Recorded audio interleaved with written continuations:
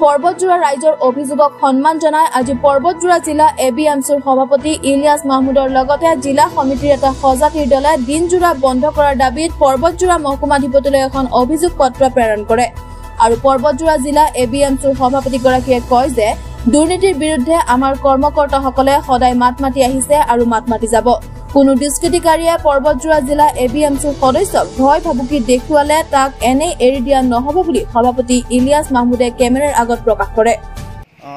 আজি আমি ইয়াত অহাৰ উদ্দেশ্য এটাই, আমি বিগত দিনৰ পৰা দেখি আহিছো পৰ্বতজোৰা চুকে কোণে তীৰ জোৱা আদিকে ধৰি বিভিন্ন কুসংস্কাৰ চলি আছে। সেইকাৰণে আমি ইয়াৰ আগতে দুবাৰকৈ আমি অভিযোগ দাখিল কৰিছোঁ। এই তাৰ ৰিচিভ কপি আমাৰ হাতত মজুত আছে। কিন্তু কেইমাহ আগৰে পৰা আমাৰ পৰ্বতজোৰা সমষ্টিৰ বাসীয়ে আমাক মৌখিকভাৱে বাৰংবাৰ এটা কথা দাবী উত্থাপন কৰি আহিছে, আপোনালোকে তীৰ জোৱা বন্ধ কৰাৰ কাৰণে কিবা এটা পদক্ষেপ লওক।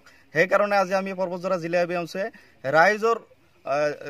ৰাইজে অভিযোগ যি কৰিছে সেই অভিযোগক আমি সন্মান জনাই আজি আমি পৰ্বতজোৰা মহকুমাপতিক আমি অভিযোগ পত্ৰ দাখিল কৰিলোঁ আৰু আমি আশা ৰাখিছোঁ পৰ্বতজোৰা জিলা এবিএমচিয়ে আজিৰ এই অভিযোগ পত্ৰৰ জৰিয়তে আমি আজিৰ পৰা আমি নিশ্চিত হৈ থাকিম যে অনাগত দিনত বা কালিৰ দিনৰ পৰাই এই যে তীৰ জোৱা চলি আছে এইবিলাক বন্ধ হ'ব আৰু আমাৰ সমষ্টিখন এটা মানে সুস্থ সবলত হৈ থাকিব।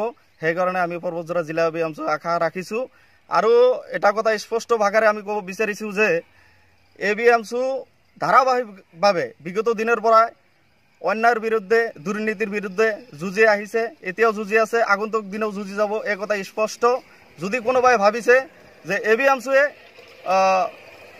যি অভিযোগ কৰিছে সেইবিলাক ল'ৰাক হয়তো আমি দেখিবলৈ পাইছোঁ, যিয়ে অভিযোগ কৰে তাক মানে বহুতে দুষ্কৃতিকাৰে বহুত সময়ত তেখেতে মানে কিবা কিবি কৰাৰ চেষ্টা অব্যাহত ৰাখে।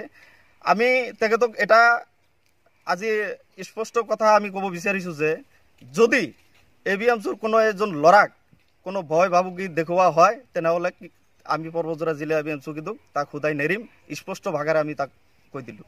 বিলাসীপাৰাৰ পৰা কোহিনুৰ ইছলামৰ ৰিপৰ্ট, প্ৰতিফলন লাইভ।